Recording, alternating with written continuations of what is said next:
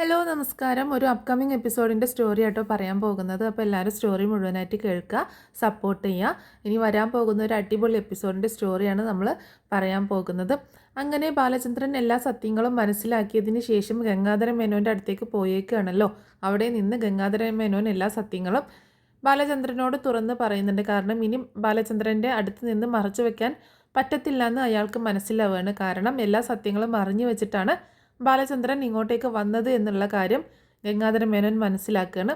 അങ്ങനെ ബാലചന്ദ്രൻ എല്ലാ കാര്യങ്ങളും ചോദിച്ചറിയുകയും ഗംഗാധരൻ എല്ലാ സത്യങ്ങളും തുറന്ന് പറയുകയും ചെയ്യുന്നുണ്ട്. അതിനുശേഷം ആരാണ് ആ വ്യക്തി എന്ന് ബാലചന്ദ്രൻ ചോദിക്കുമ്പോൾ സ്റ്റാൻലിൻ ജോസഫ് എന്ന് പറഞ്ഞിട്ടുള്ള തൻ്റെ കൂടെ വർക്ക് ചെയ്തിരുന്ന ആളാണ് എന്ന് ഗംഗാധരൻ സമ്മതിക്കുകയും ചെയ്യുന്നുണ്ട് കേട്ടോ. സ്റ്റാൻലി ജോസഫ് എന്നാണ് പേര്. അപ്പോൾ ബാലചന്ദ്രൻ പറയുന്നുണ്ട് എനിക്ക് അയാളൊന്ന് മീറ്റ് ചെയ്യണം എന്ന് പറയുമ്പോൾ ഇനി അതിൻ്റെയൊക്കെ ആവശ്യമുണ്ടോ എന്ന് ചോദിക്കുകയാണ്. ആവശ്യമുണ്ട്, എനിക്ക് മീറ്റ് ചെയ്തേ പറ്റത്തുള്ളൂ എന്ന് പറയുമ്പോൾ ശരി ഞാൻ വരാം, ഞാൻ നാട്ടിലേക്ക് വരുന്ന സമയത്ത് നമുക്ക് മീറ്റ് ചെയ്യാം എന്ന് പറയുമ്പോൾ നമ്മൾ മാത്രമേ മീറ്റ് ചെയ്യാൻ പാടുള്ളൂ, മറ്റാരും വേറെ ആരും ഉണ്ടാവരുത് എന്നൊക്കെ ബാലചന്ദ്രൻ നിബന്ധന വെക്കുകയും ചെയ്യുന്നുണ്ട്. അങ്ങനെ ബാലചന്ദ്രൻ വീട്ടിലേക്ക് തന്നെ തിരിച്ചു പോരുകയും ചെയ്യുന്നുണ്ട് കേട്ടോ. അങ്ങനെ ബാലചന്ദ്രൻ വീട്ടിലേക്ക് വരുന്നത്, അപ്പോൾ വീട്ടിലാണെങ്കിൽ ബാലചന്ദ്രൻ എവിടെ പോയി എങ്ങനെ ഒന്നും അറിയാത്ത ഭയങ്കര ടെൻഷനിലാണ്. ബാലചന്ദ്രൻ പെട്ടെന്ന് വീട്ടിലേക്ക് പിറ്റേ ദിവസം തന്നെ വീട്ടിലേക്ക് പോരുന്നുണ്ട്. തലേ ദിവസം രാത്രിയാണ്, ഉച്ചയ്ക്കാണല്ലോ ഇവിടുന്ന് പോയത്. അങ്ങനെ പിറ്റേ ദിവസം രാവിലെയാണ് ഗംഗാധരൻ്റെ അടുത്ത് എത്തിയത്. അവിടെ നിന്ന് അന്ന് തന്നെ എല്ലാ ഡീറ്റെയിൽസും ഒക്കെ ആയിട്ട് തിരിച്ചു പോരുന്നുണ്ട്. പോരുമ്പോഴും ഗംഗാധരൻ പറഞ്ഞ കാര്യങ്ങളും ഒക്കെയാണ് മനസ്സിലിങ്ങനെ കിടക്കുന്നത് കേട്ടോ. അങ്ങനെ വീട്ടിലാണെങ്കിൽ വൈജയന്തി നേരത്തെ വീട്ടിൽ നിന്ന് പോയേക്കണല്ലോ. വീട്ടിൽ വൈജയന്തിയിലെ മക്കളൊക്കെ സ്കൂളിൽ പോയി, അലീനയും മുത്തശ്ശിയും മാത്രമേ വീട്ടിലുള്ളൂ. ആ സമയത്താണ് ബാലചന്ദ്രൻ വീട്ടിലേക്ക് കയറി വരുന്നത് കേട്ടോ. ഏകദേശം ഉച്ചയ്ക്ക് കഴിഞ്ഞതിന് ശേഷമാണ്, ഒരു വൈകുന്നേരമൊക്കെ ആയി തുടങ്ങിയ ആ സമയത്താണ് വരുന്നത്.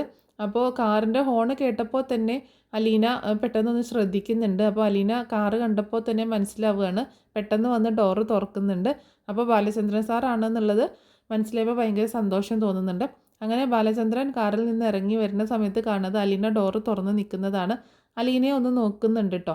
അലീനയാണെങ്കിൽ ഭയങ്കര സന്തോഷത്തിൽ, കാരണം ബാലചന്ദ്രനോടുള്ള ഒരു ഇഷ്ടം സ്നേഹമൊക്കെ ഉണ്ടല്ലോ, അതൊക്കെ മനസ്സിൽ വെച്ചിട്ടാണ് ഇങ്ങനെ നോക്കുന്നത്. പക്ഷേ ബാലചന്ദ്രൻ്റെ മുഖത്ത് കുറച്ച് ഗൗരവ ഭാവമാണ്.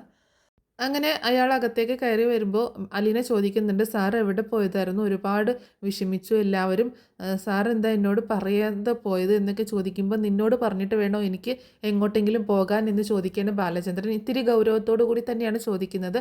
അത് കേട്ടപ്പോൾ അലീന ആകെ വല്ലാതായി പോവാണ്. എന്താ അപ്പോൾ സാർ ഇങ്ങനെയൊക്കെ സംസാരിക്കുന്നതെന്ന് വിചാരിക്കുകയാണ്. അപ്പോൾ അലീന സാർ എന്ന് വിളിക്കുമ്പോൾ എനിക്ക് വേറൊന്നും പറയാനില്ല എന്നും പറഞ്ഞിട്ട് ബാലചന്ദ്രൻ പെട്ടെന്ന് റൂമിലേക്ക് പോകുന്നുണ്ട് കേട്ടോ. അലീനയ്ക്ക് സമാധാനമാവാണ്, എന്താണെങ്കിലും ബാലചന്ദ്ര സാറ് വന്നല്ലോ, ആ ഒരു സമാധാനമുണ്ട്. അങ്ങനെ അലീന ചെന്നിട്ട് മുത്തശ്ശിയോട് പറയുന്നുണ്ട്, മുത്തശ്ശി സാറ് വന്നോ എന്ന് പറയണം. വന്നോ, എവിടെയായിരുന്നു, അതൊന്നും എനിക്ക് അറിയത്തില്ല മുത്തശ്ശി, ഞാൻ ചോദിച്ചപ്പോൾ എന്നോട് എന്തോ ദേഷ്യത്തിലാണ് സംസാരിച്ചത്, സാറിന് എന്തോ പ്രോബ്ലം ഉണ്ടെന്ന് തോന്നുന്നു, ഞാൻ പിന്നെ ഒന്നും ചോദിക്കാൻ പോയില്ല എന്ന് പറയണം.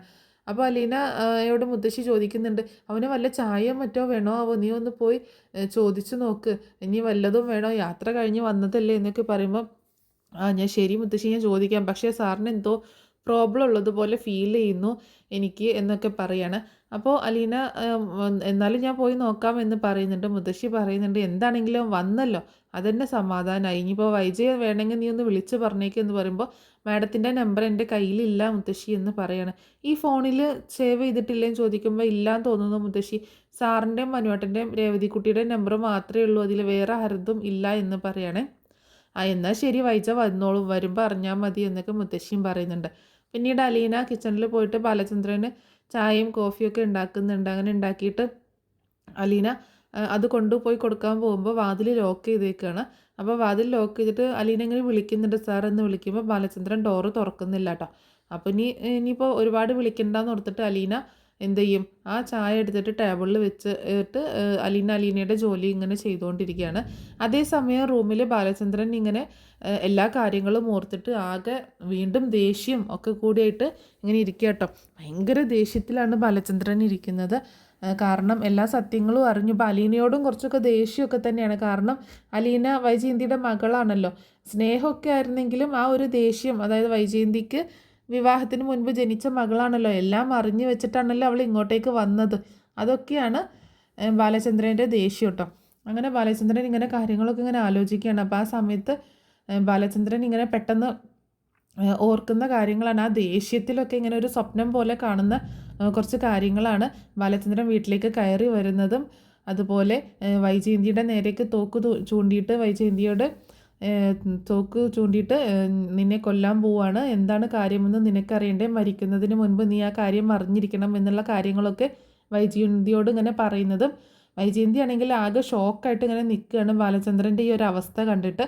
ഒന്നും പ്രതികരിക്കാനും പറ്റുന്നില്ല, കാരണം തോക്കാണ് കയ്യിലുള്ളത്. ഒരു ജ്വല്ലറി ഓണറൊക്കെ അല്ലേ, അപ്പോൾ അതിൻ്റെ ലൈസൻസിൽ ഒരു തോക്ക് തന്നെയാണ് അദ്ദേഹത്തിൻ്റെ കയ്യിലുള്ളത് കേട്ടോ. അപ്പോൾ ആ തോക്ക് ഉപയോഗിച്ചിട്ട് വൈജയന്തിയുടെ നേരെ ചൂണ്ടുന്നുണ്ട്. അപ്പോൾ ബാലചന്ദ്രൻ വന്നതല്ലേ എന്ന് ഓർത്തിട്ട് അലീന ചായയും കൊണ്ട് വരുന്നത് ആ സമയത്താണ്. അലീന കാണുന്നത് വൈജയന്തിയുടെ നേരേക്ക് തോക്ക് ചൂണ്ടി പിടിച്ചിരിക്കുന്ന ബാലചന്ദ്രനെ കേട്ടോ. അലീന ആകെ ഷോക്കാവുന്നുണ്ട്. അപ്പോൾ ബാലചന്ദ്രൻ പറയുന്നുണ്ട്, നിന്നെ ഏതായാലും ഞാൻ കൊല്ലാൻ പോവാണ്, ഇനി ഒരുമിച്ചൊരു ജീവിതവുമില്ല, എന്തിനാണ് നിന്നെ കൊല്ലുന്നത്, മരിക്കുന്നതിന് മുൻപ് നീ അത് അറിയണ്ടേ എന്നൊക്കെ ചോദിക്കുകയാണ്. ആ സമയത്താണ് അലീന അങ്ങോട്ടേക്ക് വരുന്നത്. അതാ വന്നല്ലോ, അതിൻ്റെ കാരണക്കാരി വന്നല്ലോ എന്ന് പറയണം. അലീനയോടും അകത്തേക്ക് കയറാൻ പറയുന്നുണ്ട്. അലീനയെ അകത്തേക്ക് കയറിയ ഉടനെ തന്നെ ബാലചന്ദ്രൻ ഡോർ ഇങ്ങനെ ക്ലോസ് ചെയ്യാണ്. അങ്ങനെ ക്ലോസ് ചെയ്യുന്ന സമയത്ത് അലീനയും ആകെ ഭയന്ന് പോകുന്നുണ്ട് കേട്ടോ, ബാലചന്ദ്രൻ എന്താ ഇങ്ങനെ കാണിക്കുന്നതെന്ന് ഓർത്തിട്ട്. ആ സമയത്ത് ബാലചന്ദ്രൻ എല്ലാ സത്യങ്ങളും ഇങ്ങനെ തുറന്ന് പറയാണ്. ഇവൾ ആരാണെന്ന് നിനക്കറിയോ വൈജയ് എന്ന് ചോദിച്ചുകൊണ്ട് വൈജയോട് ഇങ്ങനെ സംസാരിക്കുകയാണ്. വൈജി ആണെങ്കിൽ ആകെ അന്തം വിട്ട് നിൽക്കുകയാണ്, എന്താണ് ബാലചന്ദ്രൻ പറയാൻ പോകുന്നത് എന്നൊക്കെ ഓർത്തിട്ടോ. ആ സമയത്ത് ബാലചന്ദ്രൻ എല്ലാ സത്യങ്ങളും ഇങ്ങനെ തുറന്നു പറയാണ്. നീ ആഗ്രയിൽ പോയി താമസിച്ചിരുന്ന സമയത്ത് നിനക്കൊരു പ്രണയം ഉണ്ടായിരുന്നല്ലേ, നീ അയാളുമൊത്ത് ഒരുമിച്ച് താമസിച്ചിരുന്നു അല്ലേ, അതിൽ നിന്ന് ഗർഭം ധരിക്കുകയും ഒരു പെൺകുഞ്ഞിനെ നീ ജന്മം കൊടുക്കുകയും ചെയ്തിരുന്നല്ലേ എന്നൊക്കെ വൈജിയോട് ചോദിക്കുമ്പോൾ വൈജി ആകെ ഷോക്കായിട്ട് ഇങ്ങനെ ആകെ എന്ത് പറയണം എന്നറിയാതെ ഇങ്ങനെ നിൽക്കട്ടെ. ഇതൊക്കെ കണ്ട് രസിച്ചാണ് ബാലചന്ദ്രൻ സംസാരിക്കുന്നത്. വളരെ ദേഷ്യത്തിൽ അങ്ങനെ സംസാരിക്കുകയാണ്.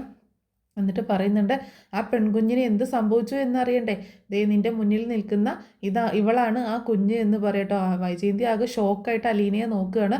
അലീനയും തന്നെ ആകെ ഷോക്കായിട്ടാണ് നിൽക്കുന്നത്, കാരണം എല്ലാ സത്യങ്ങളും ബാലചന്ദ്രൻ അറിഞ്ഞു. അത് ഓപ്പണായിട്ട് ഇങ്ങനെ വിളിച്ച് പറയുകയും ചെയ്യുന്നതൊക്കെ കേട്ടിട്ട് ആകെ ഷോക്കായിട്ട് നിൽക്കുകയാണ്.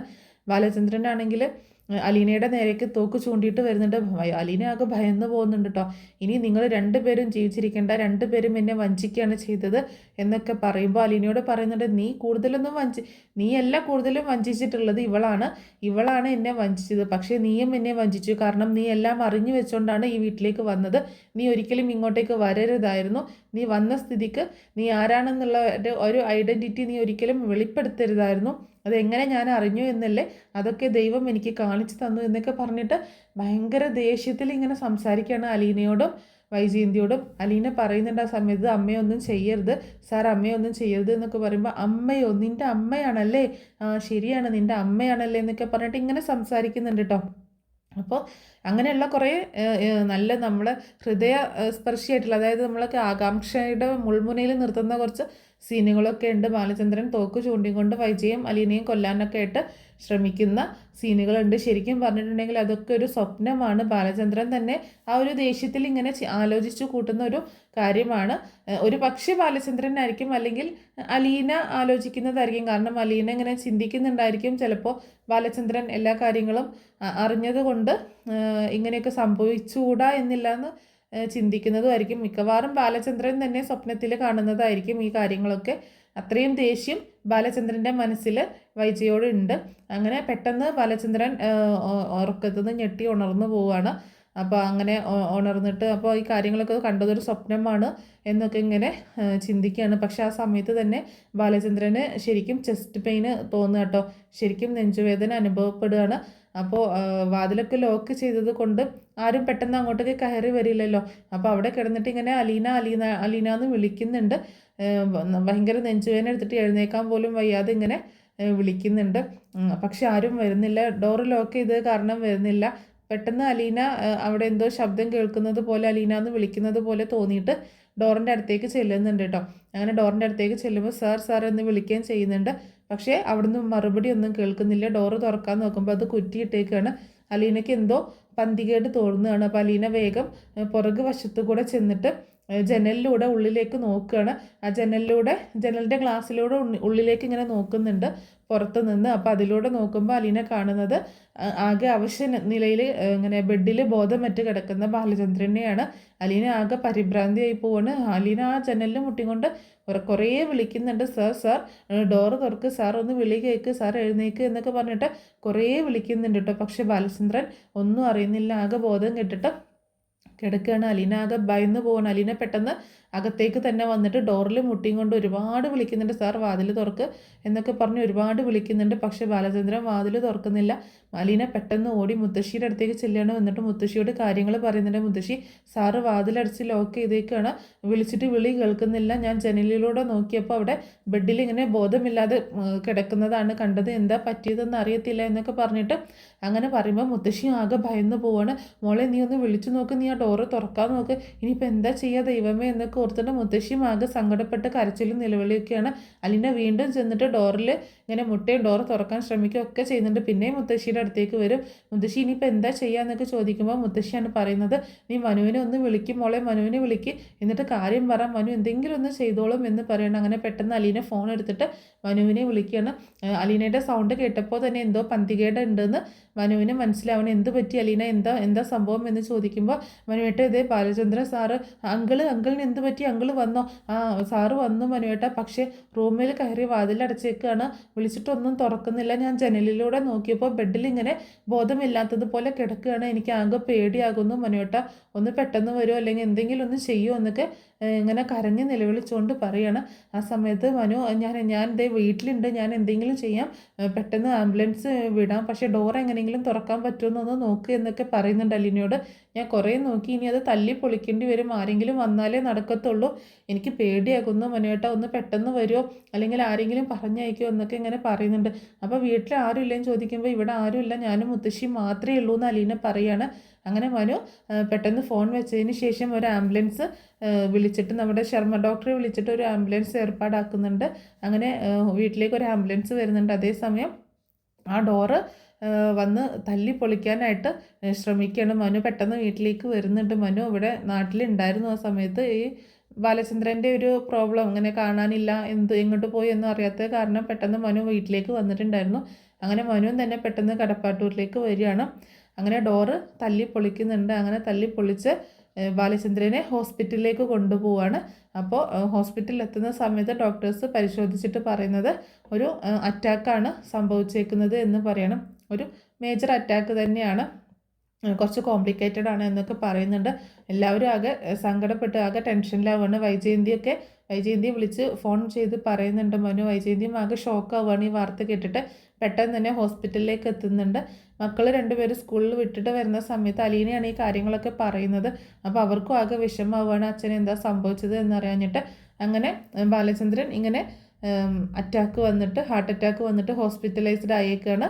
അപ്പോൾ ഇനി നടക്കാൻ പോകുന്നത് എന്താണെന്ന് വെച്ചിട്ടുണ്ടെങ്കിൽ, ബാലചന്ദ്രൻ എന്താണെങ്കിലും സത്യങ്ങളൊന്നും തൽക്കാലം വൈജയന്തിയോട് ചോദിക്കുകയോ പറയുകയൊന്നും ചെയ്യുന്നില്ല. പക്ഷേ ഇനി അങ്ങോട്ടേക്ക് അലീനയോട് ഈ കുറച്ചൊരു അകൽച്ചയുണ്ട്. പക്ഷേ ഹോസ്പിറ്റലിലൊക്കെ അലീനയാണ് കൂടുതലും ബാലചന്ദ്രനെ നോക്കുന്നത്. കാരണം വൈജയന്തി ജോലിക്ക് പോകും, അതുപോലെ അലീന വീട്ടിലെ കാര്യങ്ങളൊക്കെ ചെയ്ത് മുത്തശ്ശീൻ്റെ കാര്യങ്ങളൊക്കെ നോക്കിയതിന് ശേഷം ഇടയ്ക്കൊക്കെ ഭക്ഷണമൊക്കെ ആയിട്ട് പോകുന്നത് അലീനയാണ് ബാലചന്ദ്രന്.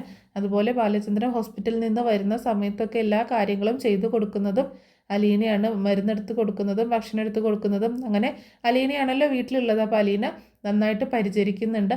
ആ സമയത്താണ് ബാലചന്ദ്രൻ അലീനയോട് എല്ലാ കാര്യങ്ങളും ചോദിച്ച് മനസ്സിലാക്കുന്നത്. നീ വൈജയുടെ മകളാണല്ലേ എന്ന് ചോദിക്കുന്നതും അങ്ങനെ എല്ലാ കാര്യങ്ങളും ബാലചന്ദ്രൻ അറിഞ്ഞു എന്നുള്ള കാര്യം അലീനയെ അറിയിക്കുകയും ചെയ്യുന്നുണ്ട്. അതിനുശേഷം ബാലചന്ദ്രൻ ഒരു തീരുമാനം എടുക്കുകയാണ്, അലീനയെ ഇവിടെ നിന്ന് പറഞ്ഞയക്കത്തില്ല, അലീനയെ എന്താണെങ്കിലും ഇനി ഇവിടെ നിന്ന് പറഞ്ഞയക്കാൻ പോകുന്നില്ല എന്ന് ബാലചന്ദ്രൻ തീരുമാനിക്കുകയാണ്. ആ തീരുമാനം കേട്ടിട്ട് വൈജയ ആകെ ദേഷ്യപ്പെട്ടാണ് നടക്കുന്നത്, കളി തുള്ളി നടക്കുകയാണ്.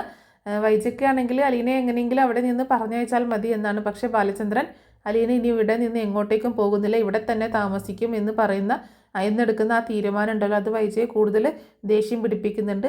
അലീനയോട് വീണ്ടും പകയും ദേഷ്യവും വെറുപ്പും ഒക്കെ കൂടി വരികയാണ്.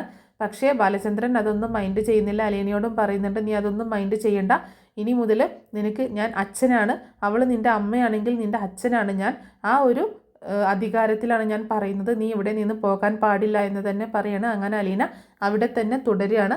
പിന്നീട് ഒരുപാട് പ്രശ്നങ്ങൾ ഉണ്ടാവുന്നുണ്ട്, വീട്ടിൽ ഓരോരുത്തർക്ക് ഓരോ പ്രശ്നങ്ങളൊക്കെ ഉണ്ടാവുന്നുണ്ട്. അതൊക്കെ പരിഹരിക്കാൻ മുന്നിട്ട് ഇറങ്ങുന്നതും അലീന തന്നെയാണ്. പിന്നീടും പ്രശ്നം കൂടുതൽ വഷളാവുന്നത് കാണുമ്പോഴാണ് അലീന അവിടെ നിന്ന് പോകുന്നത്. അപ്പോൾ അതിൻ്റെ സ്റ്റോറിയൊക്കെ കുറച്ചൊക്കെ ഞാൻ പറഞ്ഞ് അപ്ലോഡ് ചെയ്തിട്ടുണ്ടായിരുന്നു. അപ്പോൾ ഇനി ഓരോ അപ്കമ്മിങ് എപ്പിസോഡുകളായിട്ട് പറഞ്ഞ് അപ്ലോഡ് ചെയ്യുന്നതാട്ടോ. അപ്പോൾ എന്താണെങ്കിലും ഈ സ്റ്റോറി നിങ്ങൾക്ക് ഇഷ്ടമായിട്ടുണ്ടാവുമെന്ന് കരുതുകയാണ്. സപ്പോർട്ട് ചെയ്യാൻ മറക്കരുത് കേട്ടോ.